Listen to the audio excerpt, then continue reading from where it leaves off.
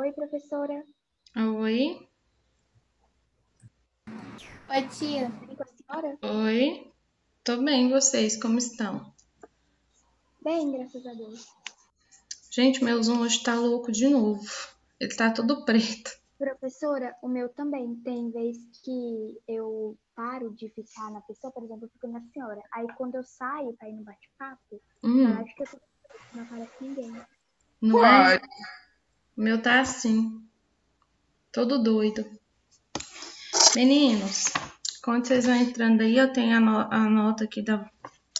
Oxi, abri o livro errado. É pra abrir o livro de história, eu abri o de história do sétimo. Peraí, deixa eu abrir o sétimo. Tia, eu vi a minha nota que eu tirei da prova. Quanto? Eu também. Eu tirei 6. Não, você não viu sua nota. Tem duas questões de responder. Sim, professora, eu vi minha Ah, nota, tá. mas aí eu falei, eu não vou falar nada porque ainda tem a de responder e não contou com ela. Então, vocês não contou ela, entende? Ah, tá, entendi. Não contou ela, não. Sim. Abram o livro de vocês lá na página. Professora, a senhora melhorou do ouvido? Melhorei, graças a Deus. Ainda tô tomando um remédio aí, mas agora um natural. Parei de tomar antibiótico, sabe? Depois Ah, que eu tá, comecei a antibiótico é tomar esse muito natural, forte. melhorou bem mais. É porque antibiótico é muito forte. Nossa, não tava resolvendo muito não. Ainda semana passada ainda tava meio ruim, sabe? Mas agora melhorou. Sim. Deixa eu só abrir aqui o livro de vocês, o online, pra gente fazer um compartilhamento de tela, tá? Peraí. Tia, a tela estando preta, a senhora consegue abrir o compartilhamento? Consigo, só não vejo vocês. Só não vejo Sim, ninguém. professora. Teve uma vez que minha internet estava horrível, aí dava para ver só o compartilhamento. Uhum. Já Compartilhamento aconteceu isso comigo. dá para abrir certinho. Enquanto tá abrindo aqui o compartilhamento, vocês vão abrir o livro de vocês. A história a gente parou lá na página 41, que eu acho que eu só fiz correção, não foi? Sim, Foi. professora, eu tô até na página.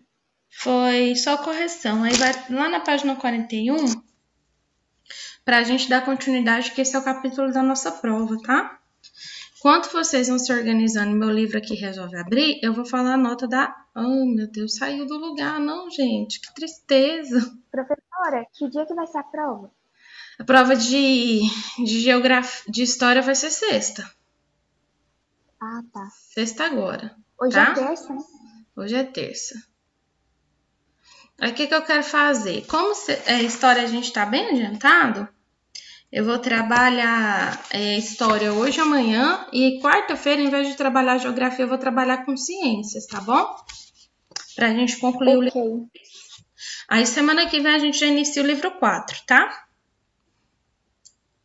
O livro 4 nós vamos trabalhar nele pro simulado, que vai ser em dezembro ainda, tá bom? Eu vou tentar abrir o livro aqui, tentar compartilhar. Se der certo, a gente continua. Se não der, eu vou dar um jeito de a gente ter aula sem compartilhamento de tela, tá? Parece que vai abrir. Ok. Vamos ver aqui. Não, a gente perde tempo demais. Eu tenho canseira de internet ruim.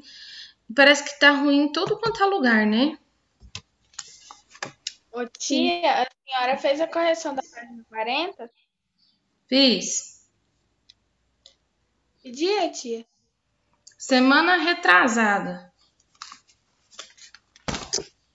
Eu lembro que eu fiz. Ou eu não fiz? Lembro. Fiz, não? Fez, tia. Fiz, Fez. não fiz? Eu lembro que eu fiz. Falei da questão 6, Fez. tudinho. Fiz Tem sim. alguns aqui que até tá apagado no meu. Então, eu lembro que fiz. Sim, professora, nós fez. Uai, Fiz tia, mas sim. eu sempre tive eu tive essa aula. Ou eu faltei? Maria Lúcia, tem que olhar? De cabeça não vou lembrar. Eu tenho que olhar o dia certinho. Mas eu lembro que eu fiz.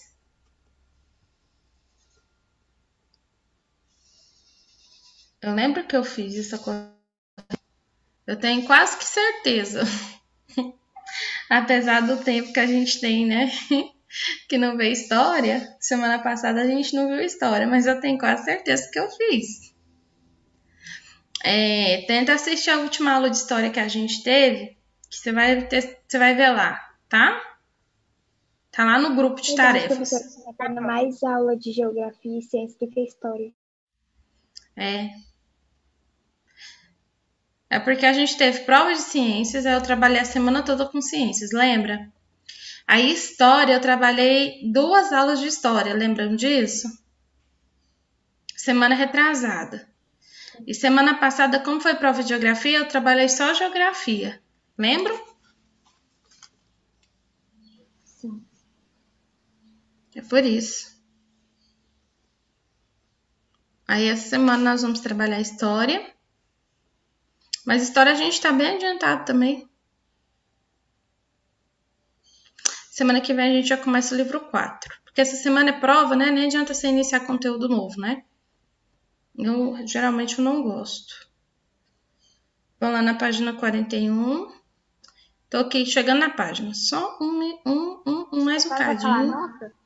Vou. Pronto. Página 41. A senhora vai falar a nossa nota no final da aula? Não, vou falar logo agora, porque fica livre. Enquanto eu faço compartilhamento de tela. Que eu tenho que ver quem é que tá na aula para me falar a nota. Catarina, 100%.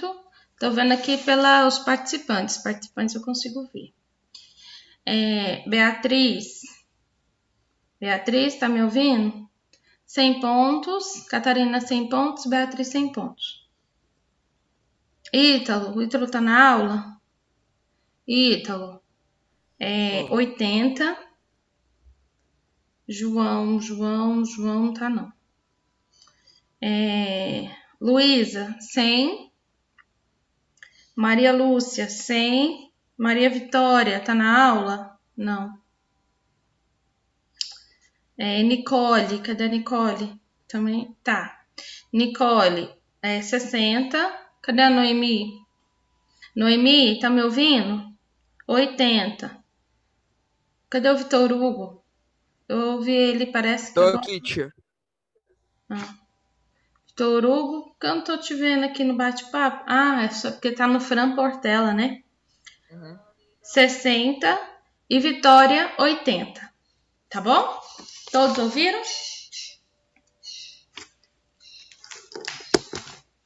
Todos ouviram? Sim? Sim. Sim, tia. Ótimo. Vamos lá. Ítalo, você ouviu a sua? Tá escrito aqui. Hã? O Ítalo? Ouviu sua nota? Ouvi. Beleza. Então, vamos lá. Vamos falar do Alto Império. Nós estamos estudando Roma, né? Império Romano. Então, o período foi governado por Otávio Augusto, que ficou conhecido como Pax Romana, que era paz romana. O governo do Otávio ele era caracterizado pelo controle de todas as agitações sociais. Também era caracterizado pela prosperidade econômica, pelas grandes realizações intelectuais. Então, agora a gente viu um pouquinho da cultura, um pouquinho do governo, tudo isso nós vimos, tá? Então, a dinastia, após a morte do Otávio, Roma ela foi governada pelas seguintes dinastias. Júlio Claudiana, que era o governo de Nero, e início das perseguições aos cristãos. No seu governo destaca o incêndio da parte antiga da cidade. Nero foi um imperador muito difícil, que era Júlio Claudina, tá? Governo de Nero. Dinastia de Flávios, que era a destruição da cidade de Pompeia e Herculano, pelas erupções do vulcão Vesúvio. Dinastia Antonina, que era o apogeu político do império, a expansão das fronteiras e submissão aos bárbaros germânicos durante o governo de Trajano. A população do império ela chegou a possuir 50 milhões de habitantes, incluindo o território hoje ocupado por cerca de 30 países, tá? E a dinastia de Severus, que eram as crises internas, as ameaças internas ao poder do império. A palavra império quer dizer domínio. Domínio sobre quem? Sobre os povos e territórios estrangeiros, tá? A expansão Só um minutinho aqui, deixa eu movimentar meu mouse. A expansão de fronteiras romanas, inaugurada no final dessa fase monárquica, durante a fase republicana, ela implicou na subordinação política, jurídica e militar de diferentes povos da bacia do Mediterrâneo, tá? Das regiões bem vizinhas ali a Roma. Então, teve uma resistência contra a política de dominação romana que ocorreu nas situações de momentos, né, que foi praticada por diferentes povos, que eram os povos que se sentiam lesados, prejudicados com a expansão romana, tá? Quem eram esses povos? Eram os gauleses que habitavam a atual França, tá? Habitantes da França atual.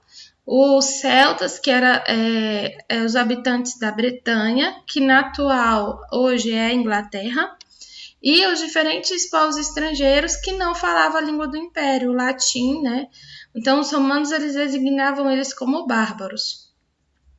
Durante o governo da dinastia de Antonina, o governo de Roma dominou boa parte do atual território europeu, que incluiu as regiões de Gália, que é a França, tá? Espanha, Síria e Grécia, Egito, Macedônia, Palestina e Turquia. Então, aqui tem uma imagem, né, de todo o domínio romano nesse período, tá bom? Dividido por tempos. Então, a gente vai agora no Baixo Império. Ele é iniciado no século III, foi um período de intrigas. Deixa eu só tirar aqui. Vou ver isso aqui. Foi um período de intrigas palacianas, né, que eram os desentendimentos políticos que tinha entre os próprios membros da aristocracia romana. Então, teve várias legiões, né, do exército romano que proclamaram seus comandantes imperadores e ocasionou conflitos armados que se agravaram, né, na produção agrícola e no comércio. Esses conflitos aí, entre essas diferentes legiões de exército, comandado pelo Império, acabaram se comprometendo ao longo dos séculos IV e V, e a política era uma política expansionista. Juntamente com isso, paralelamente a isso, iniciou as invasões dos bárbaros germânicos sobre as fronteiras do Império Romano, e em 395 d.C., o imperador Teodósio ele oficializou a divisão do Império Romano do Ocidente, capital Roma, e Império Romano do Oriente, capital Constantinopla. E foi sobre o governo dele, no ano de 380 d.C., que ele determinou o cristianismo como religião oficial do Império, tá? Aqui um mapa falando das capitais do Império Romano, tá bom? E aí o Baixo Império ele foi assinalado pelo gradual progresso, né, do declínio da civilização. Do ponto de vista econômico, teve a redução de novas conquistas territoriais, que foi provocada pela diminuição da oferta da mão de obra escrava e enfraquecimento do Império. Parte da força de trabalho que sustentava o Império se baseava nas relações escravistas de produção. Então, ele se alimentava da política de conquista de seus generais. Então, fragilizados nessa defesa de fronteiras, o último império da antiguidade sucumbiu às invasões de bárbaros germânicos quando, em 476, a tribo de Érulos, comandada por Odoacro, derrubou Rômulo Augusto, que foi o último imperador de Roma, tá? Vocês estão acompanhando? Agora a gente vai falar da organização social e como era distribuído o poder em Roma. Vocês estão acompanhando a explicação? Estão compreendendo? Sim. Sim? Então vamos lá. Sim. Gente, eu estou revisando uma coisa que eu já tinha dado. Era pra gente começar aqui, ó, organização social e distribuição do poder. Não tem problema não. Eu tava reconhecendo mesmo. Pelo menos a gente revisou. Foi bom pra... Revisou pra prova.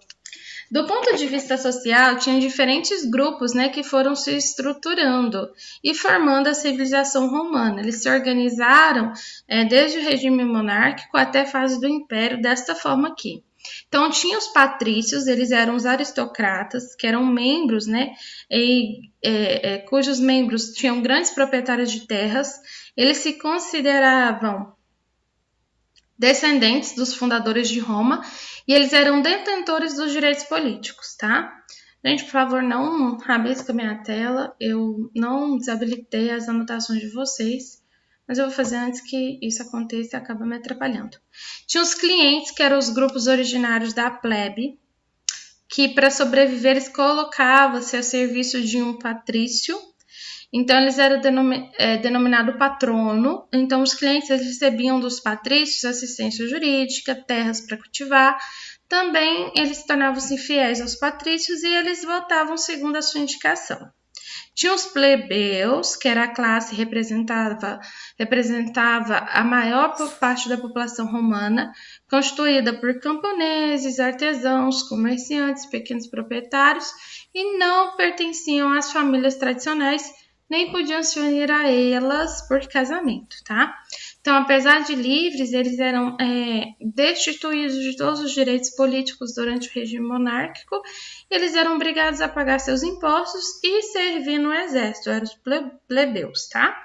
E aí tem os escravos, que nos períodos republicanos e imperial se tornou a principal fonte de economia romana, né, presente nas obras públicas, também nas atividades de mercado e no cotidiano doméstico. A origem também se definia pela descendência ou pela contração de dívidas, mas principalmente como prisioneiros de guerra. A partir do período republicano, foi consolidando-se em Roma, além da autoridade do Senado, duas outras instituições políticas, que eram as magistraturas e os comícios, tá? O Senado ele era considerado a principal instituição de ordem política republicana, constituída por 300 membros anciãos. Eles exerciam o cargo de forma vitalícia, representando inicialmente os interesses dos grupos aristocráticos de Roma. Então, eles fiscalizavam a administração, as finanças, eles decidiam as questões relacionadas à paz e à guerra, e também dentro da política interna e externa, tá? Então, os magistrados de Roma eram os cônsules, que em número de 2 eles presidiam o Senado, governavam o Estado na época de paz, tá?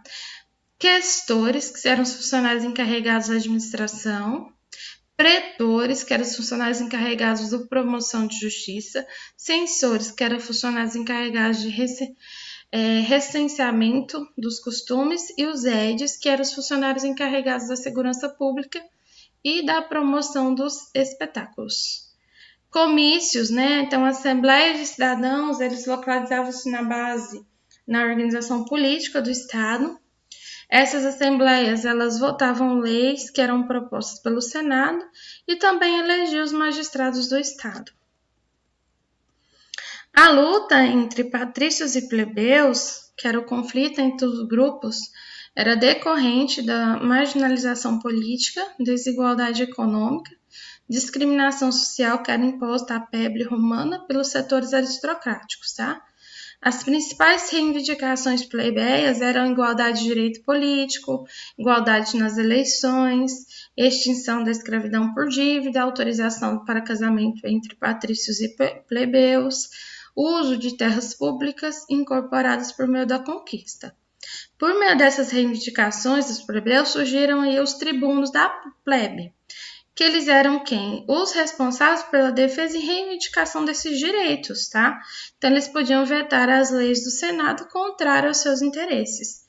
Então, aí, quais que eram as principais conquistas? A Lei das 12 Tábuas, que era instituída a igualdade jurídica entre patrícios e plebeus, representada pelas primeiras leis escritas de direitos e deveres de todos os cidadãos, tá?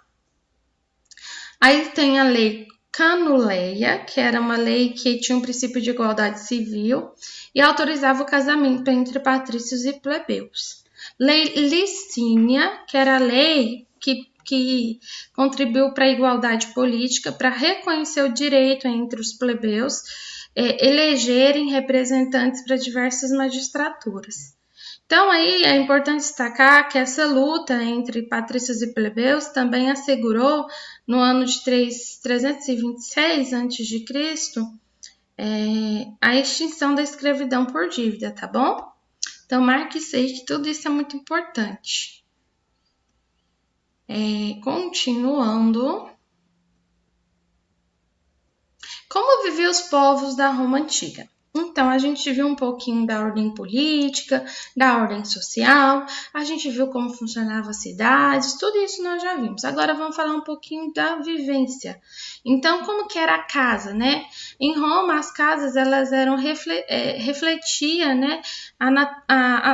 Refletida como naturalidade a posição social do indivíduo. Então, as classes mais abastadas, elas viviam em amplas casas, que eram chamadas de domos. Então, elas possuíam um pavimento, apesar de incluírem quartos no andar de cima. Meninos, ative o microfone e fala comigo. Não, Catarina, eu vou cobrar só que vocês estudem um capítulo para a prova. Tá? Então... Uai, tia, não vai ter tarefa, não? Não, vou cobrar só que vocês estudem o capítulo para a prova. Tá bom? Okay. Tarefa é vocês fazer o resumo desse capítulo todo. Para estudar. Aí vocês vão me mandar foto, tá? Tá bom?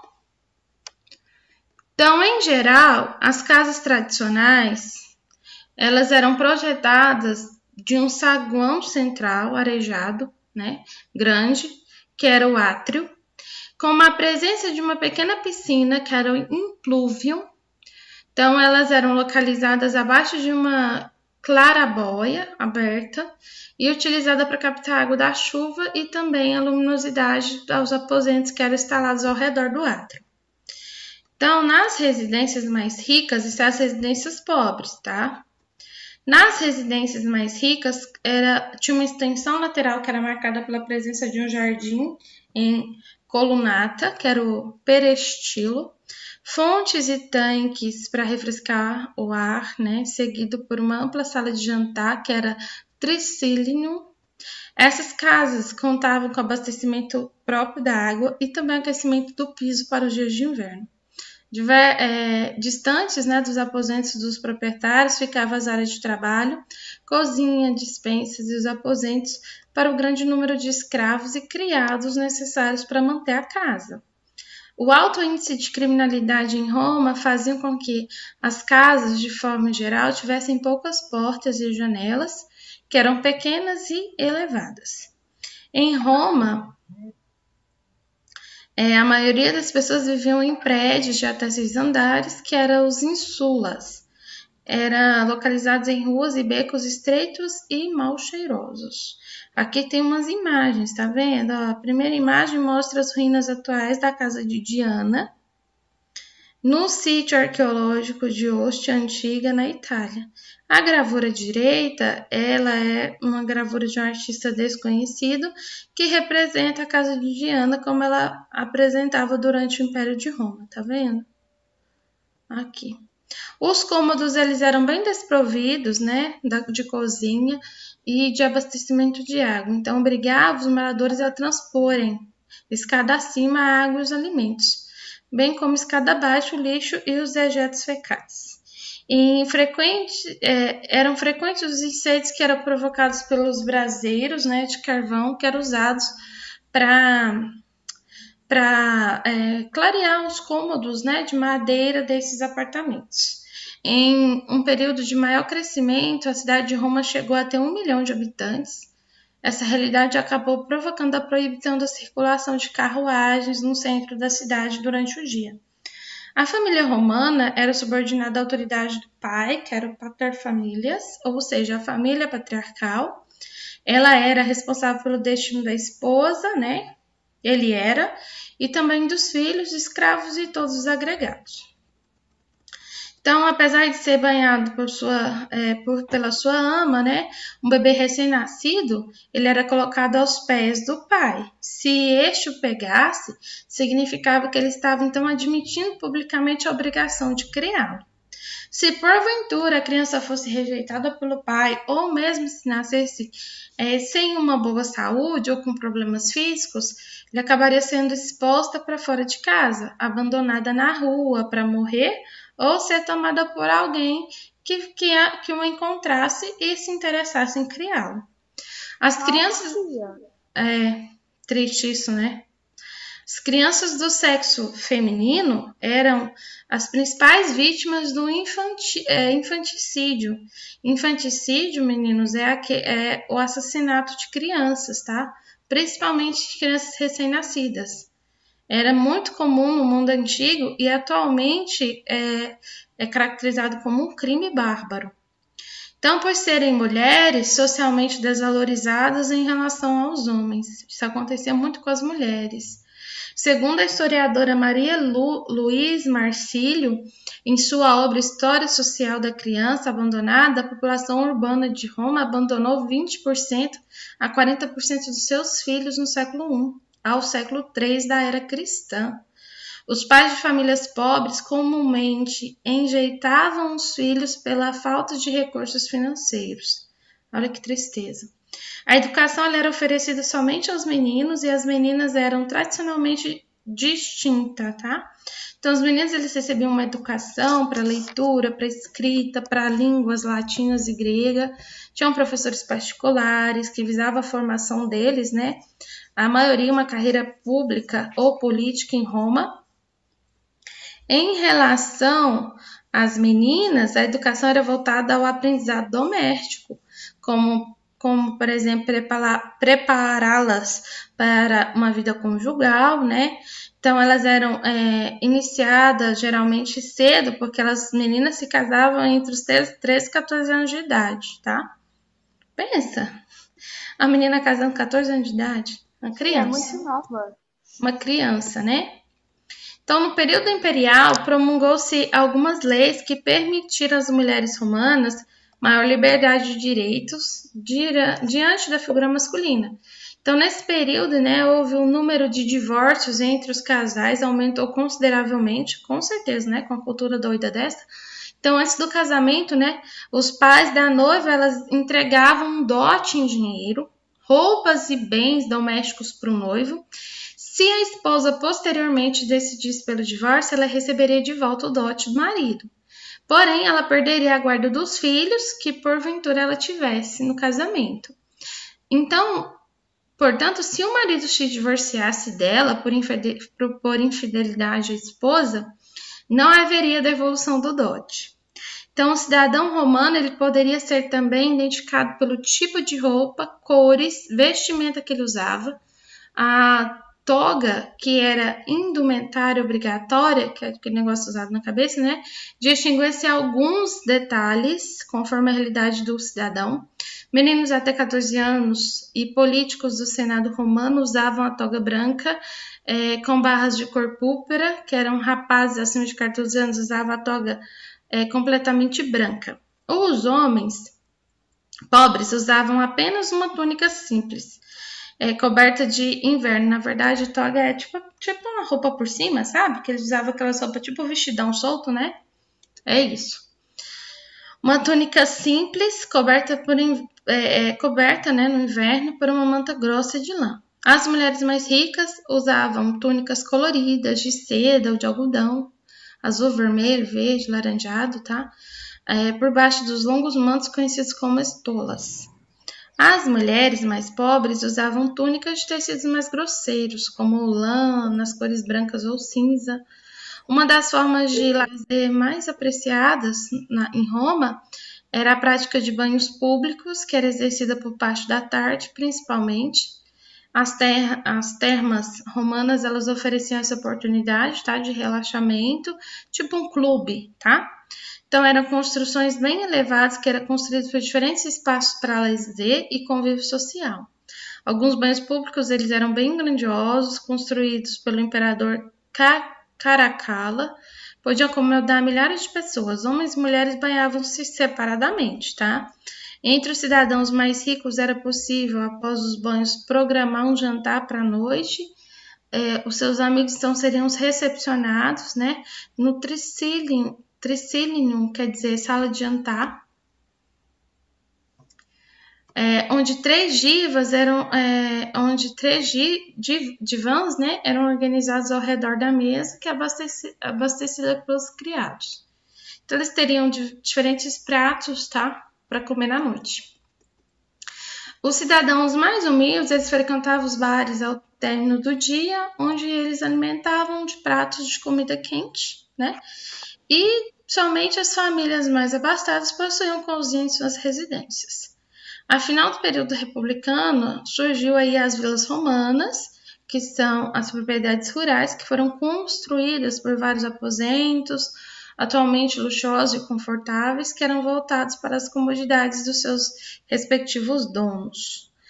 Os quartos, eles eram decorados com pisos de mosaico, tá? Coloridos. O pórtico era sustentado por pilares que cercava todo o pátio, servia como corredor. Os bosques faziam parte do lazer do proprietário. Aqui tem uma das ruínas, tá? Uma representação. No entorno, então, da propriedade, se instalavam os aposentos dos escravos e funcionários, tá? Encontrava lá também os estábulos, que era para a criação dos gansos e galinhas que podiam criar. O hábito de frequentar as vilas romanas desenvolveu uma forma de lazer das classes mais abastadas, tá? E aí teve muitos plebeus urbanos desempregados em busca também de proteção e trabalho. Então eles procuravam as vilas para garantir sobrevivência, que aí deu início a um novo regime, que era o regime de colonato. Então, por esse regime, teve a troca de proteção, né, de gleba, que seria isso, gleba, de terra que era oferecida pelo proprietário para o trabalhador rural, tá? Seria um lote, né, que um proprietário dava para esse desempregado trabalhar, tá? Em troca, ele pagaria imposto.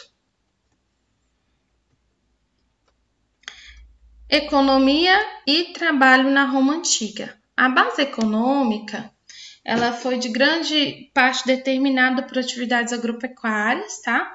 Produção do trigo, do vinho, do azeite, da lã, entre outros produtos. Progressivamente, né, esse crescimento teve a ampliação dos domínios dos territórios, teve o desenvolvimento de atividades artesanais e mercantis, todos centralizados nos grandes centros do Império Romano, tá? Continuando,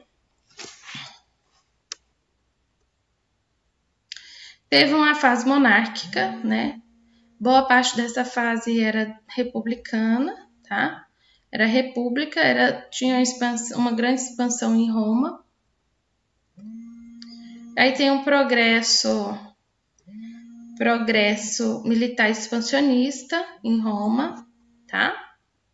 Foi a partir dessa fase de progresso militar que o Estado romano passou a fornecer para as camadas populares gratuitamente cotas de trigo, tá?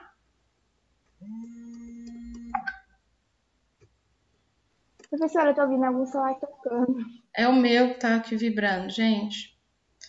Destaca também como desdobramento dessa realidade o surgimento de um grupo social que foi bem beneficiado nessa prática expansionista de Roma, que era o grupo, os homens novos ou cavaleiros. Então, eram plebeus que conseguiram se enriquecer, tá? Com a ampliação do comércio interprovincial, realizado entre Roma e as novas províncias, que foram incorporadas no Império. Na sociedade romana, então, se você pertencia a uma rica família, a sua educação seria voltada para o domínio da oratória, compreensão de todas as leis, tá? Para você, então, poder trabalhar, né, posteriormente com o exército ou na carreira política. Com essa formação, você poderia ocupar qualquer área de magistratura, tá? Tipo cadeira de Senado, algo do tipo. A prática da oratória, ela poderia tornar essa pessoa também excelente para ser um advogado, tá bom? Que na época era a profissão mais valorizada em Roma. Outra opção para os jovens ricos era a carreira de oficial militar, principalmente na fase imperial. Então, as crianças nascidas em Roma, nas camadas populares, elas não recebiam os mesmos tratamentos, tá? Porque elas não pertenciam às elites. Então, elas não frequentavam escola, elas aprendiam práticas necessárias para o exercício da profissão. Com certeza, a profissão que a família já estava inserida. Nas cidades romanas tinha a presença de lojas, de oficinas, tá?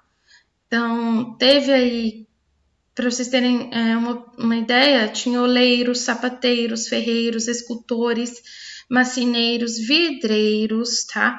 Também outras profissões, e todas elas foram se desenvolvendo com a expansão do Império Romano. Então, o comércio internacional ele foi facilitado por essa extensa rede, né, de estradas que foram construídas e chegou a possuir 85 mil quilômetros. Então, os produtos que eram importados dos diferentes pontos do Império, como o azeite da Espanha, a lã da Inglaterra, o trigo do Egito, atracavam o porto de Ostia, próximo a Roma, em viagens marítimas bem planejadas. Então, o objetivo era manter uma força de trabalho durante esse apogeu da civilização romana. Então, o escravo ele foi bem explorado nas mais diferentes atividades econômicas dentro do próprio Estado romano. E assim como na Grécia Antiga, o cidadão romano ele explorou o trabalho escravo nas atividades de produção, nas tarefas específicas, tá? Também na educação das crianças. Então, a exploração dos maus tratos, dos impostos ao trabalho escravo, estimulou entre 73 e 71 a.C. a eclosão de uma rebelião social comandada pelo gladiador grego Espartaco, tá? Tem até filme disso, que participaram mais de 100 mil trabalhadores. A revolta ela era comandada por ele, era justamente com o objetivo de derrotar, né, sobre os 5 exércitos romanos e promover a conquista de boa parte do território do sul da Península Itálica. Tá bom? No período imperial, ao longo da República, então, as mulheres romanas tinham uma maior liberdade de direito do que as mulheres de outras sociedades do mundo antigo. Então, não possuíam direito de voto, como nenhuma mulher tinha, mas não era permitido que elas ocupassem também nenhum cargo político e nem militar, mas elas eram resguardadas, né, por sua independência, de gerir seus próprios negócios, de possuir propriedades. Então, as mulheres mais pobres, elas trabalhavam na agricultura e ajudavam os maridos nas suas atividades. Tinham condição econômica melhor e ainda eram... então, as que tinham condição econômica melhor, elas eram ainda solteiras e elas conseguiam emprego nas inúmeras lojas comerciais e onde elas poderiam investir, né, em um pequeno negócio também. Já aquelas que eram filhas de famílias ricas poderiam se tornar sacerdotisas ou vestiais, tá? As vestiais eram mulheres que deixavam sua família entre 6 e 10 anos de idade e viviam durante 30 anos sem poder se casar para a função religiosa. Então, essas mulheres elas tinham que cuidar da chamada sagrada no templo de Vesta, a deusa do fogo. Elas não podiam deixar que ela se apagasse de espécie alguma. Ao contrário das outras mulheres, as vestais, elas não eram obrigadas a obedecer aos pais, porque elas possuíam direitos e alguns privilégios por ocupar os melhores lugares dentro das arenas, tá? Então, elas eram muito respeitadas. Meninos, não vai dar tempo mais, a aula vai acabar a qualquer momento. Quero que vocês façam um resumo do que falta. Então, vocês vão fazer um resumo da página 55 até o final do capítulo para amanhã. Amanhã nós continuaremos. E aí, eu vou dar aula normal. E que vocês tiverem de dúvida sobre essa parte, vocês vão me falar depois que eu terminar a aula. Falta só um pedacinho, tá? Para concluir. Então, eu quero que vocês Tá, tia. Tchau, meninos. Fiquem com Deus. Tchau, tia. Tchau. Todo mundo entendeu o que eu pedi? Tia. Oi. Então, basicamente, a gente vai ter que fazer o resumo da página 56 e 57, né? Mas eu quero que você lê o capítulo inteiro.